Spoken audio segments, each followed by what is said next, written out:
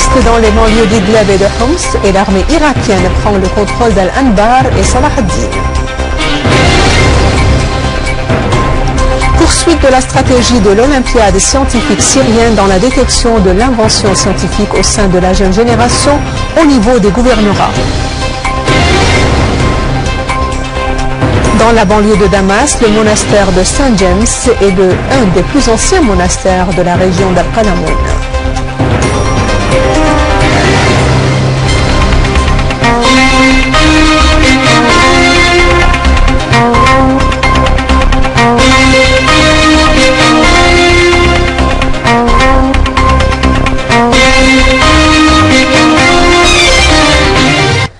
Bon après-midi, après les titres, voici notre journal. Le président Bachar al-Assad a rencontré une délégation parlementaire de la Russie, présidée par le vice-président du Conseil de l'Union de l'Association fédérale russe, Ilyas Omakhanov. Au cours de cette rencontre, la délégation a réitéré la position de la Russie, affirmant sa tenue aux côtés du peuple syrien pour renforcer sa détermination et faire face à cette guerre, car la Syrie constitue la partie principale dans la lutte contre le terrorisme qui menace non seulement la Syrie, mais aussi la Russie et d'autres pays qui ont marqué par leur patrimoine civilisationnel, leur diversité et leur vie commune. La délégation russe a en outre insisté sur la fermeté de la position russe soutenant la Syrie, qui ne se lance pas uniquement des relations historiques entre les deux peuples des deux pays, mais plutôt parce que la Russie adopte sa politique et son respect des lois internationales et la souveraineté des pays. De même, la Russie comprend bien la réalité de ce qui se passe en Syrie, car elle était parmi les premiers pays qui ont souffert du terrorisme. Pour sa part, la Russie a affirmé la nécessité de lutter en premier lieu contre le concept takfiriste provenant de certains pays et d'exercer des pressions efficaces sur les parties impliquées dans le financement et l'armement des terroristes en Syrie.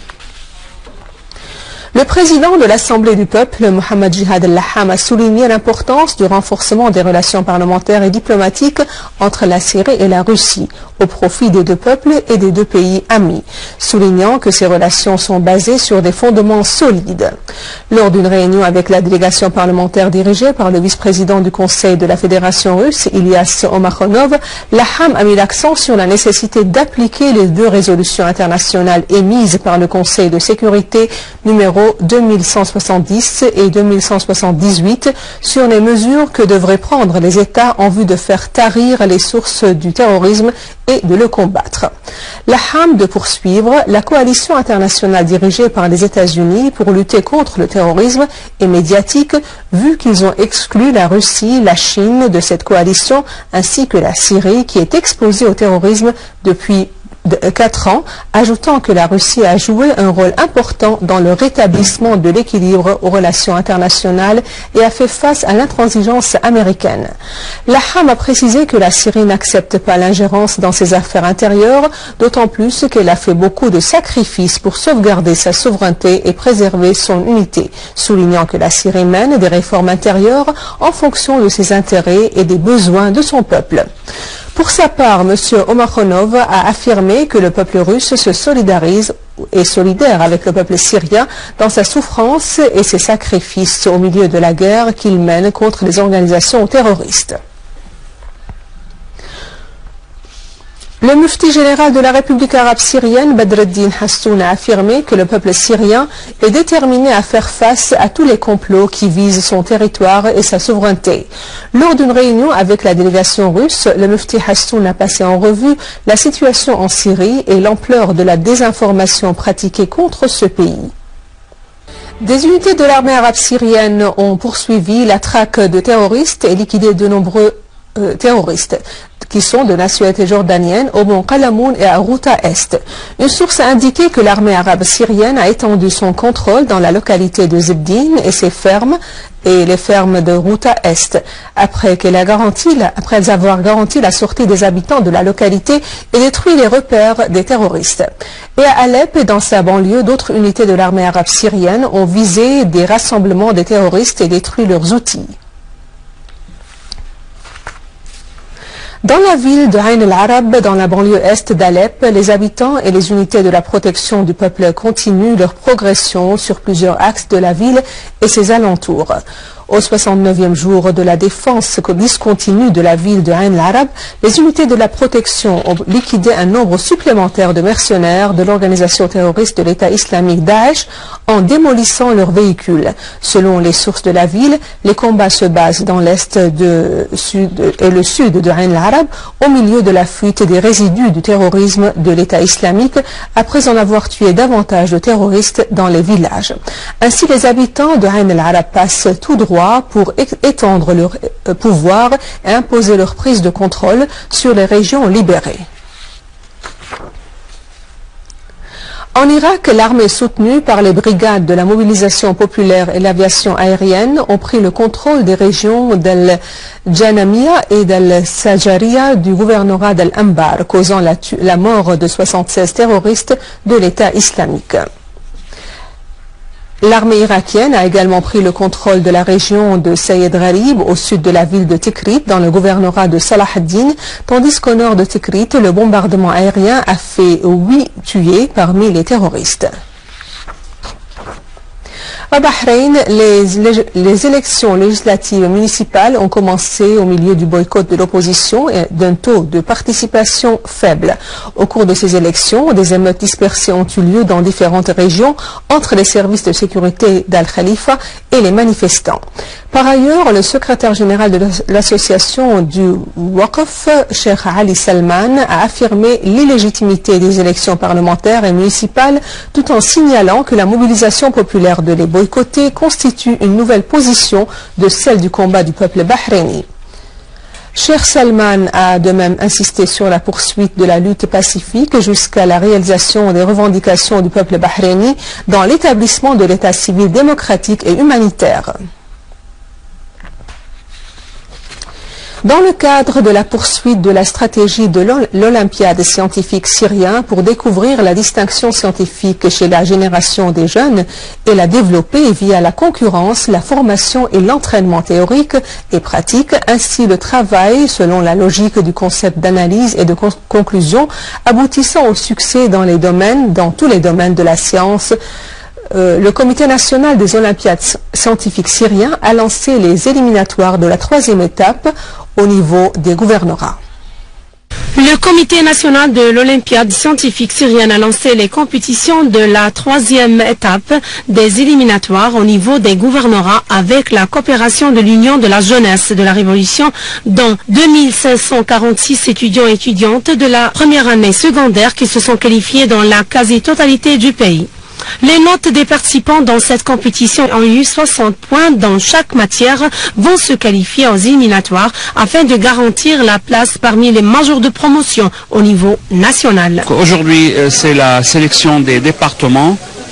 Ce qui est remarquable aujourd'hui, c'est que maintenant c'est devenu une tradition, l'Olympiade, c'est la 9e année que ça se passe. Ici on passe les examens pour sélectionner les candidats au niveau de les villes pour choisir l'équipe nationale pour l'Olympiade nationale qui aura lieu au mois de janvier.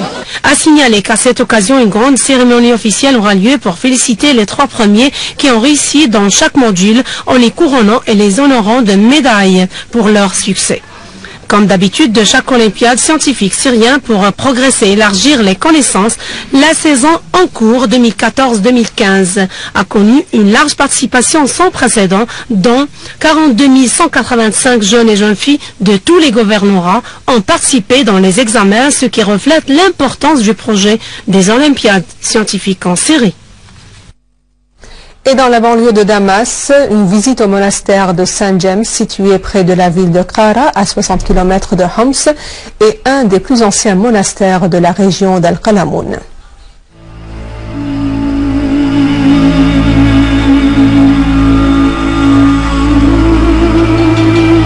Le monastère de Saint James est le plus ancien des monastères de la région d'Al-Qalamoun, d'une architecture datant du 10e millénaire avant Jésus-Christ. Ce monastère, qui contient plusieurs installations architecturales et archéologiques, constitue une des traces syriaques, byzantines et ayyoubites le plus important au Proche-Orient.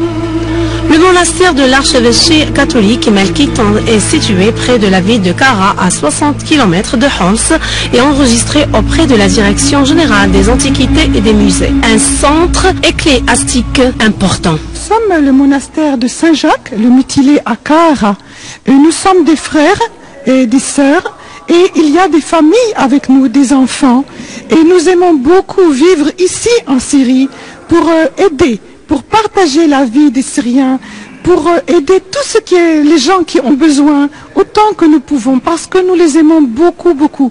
Et nous savons que la Syrie a un rôle très, très, très important aujourd'hui dans le monde. Un témoignage très important. Et nous y croyons. La Syrie doit dire une parole de vie, une parole de famille à tout le monde, une parole d'entente entre nous tous. Et cette parole est très importante. C'est pourquoi nous sommes ici avec vous. Le monastère comprend plusieurs sections, dont la salle de Mar Jacob, dans laquelle le travail de restauration a commencé, la section de la salle d'illumination où l'on a découvert des poteries indiquant que cette salle était une ancienne cuisine de monastère. Le monastère comprend également la grande église qui est ornée de 2 couches de fresques précieuses. À la fin de ce journal, voici un rappel des principaux titres. L'armée arabe syrienne élimine plusieurs terroristes dans les banlieues d'Idlib et de Homs et l'armée irakienne prend le contrôle d'Al-Anbar et Salah ad-Din. Poursuite de la stratégie des Jeux olympiques scientifiques syriens dans la détection de l'invention scientifique au sein de la jeune génération au niveau des gouvernorats.